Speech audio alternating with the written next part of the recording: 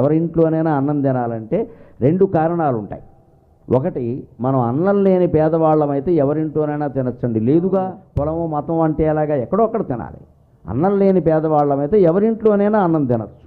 అన్నం ఉన్నవాళ్ళమైతే ఖచ్చితంగా మన ఆదరణగా పెట్టే వాళ్ళ ఇంట్లోనే అన్నం తినాలి, లేకపోతే వెళ్ళకూడదు.